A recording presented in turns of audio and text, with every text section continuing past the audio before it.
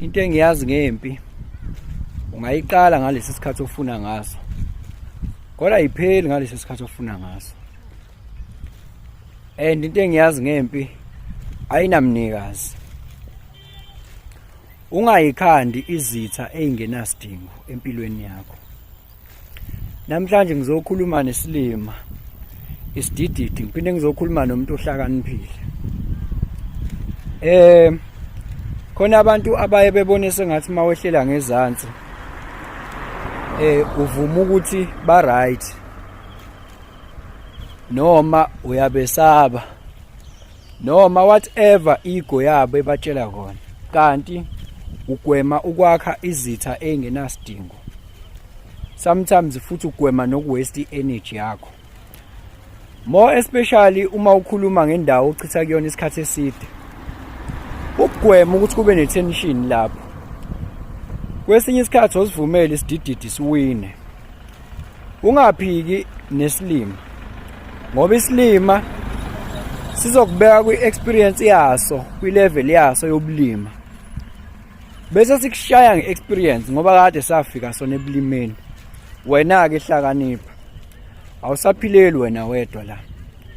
Think ahead. Ngalesi sikhathi ubingelelo changes akhasho ethi kungenzeka noma yini, noma inini, noma kanjani, kunoma ubani, ngoba impilo ayisiyona lento ocabanga ukuthi iyona. Possibilities are infinite in the universe. Your own consciousness is your own limitation.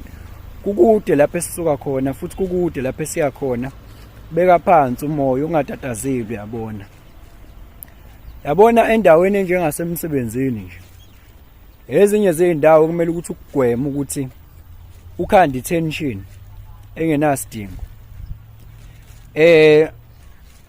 Kwesinye isikhathi usiyeke isidididi siwini, ngoba uthola ukuthi sewuhlezi unakile ukuthi nina nobabili hlezi nizosala kuma-debates niphikisana kuze kubukwe nina. Nibangani njalo? Anibangi lutho, kodwa nibanga ukusa phela nje. Ayikho into engapinpoint ukuthi le siyayibanga, sibanga ukusa. Yabona abantu ababanga ukusa nabo ngeke bekuchazele ukuthi ubani osile kunomunye, yabo.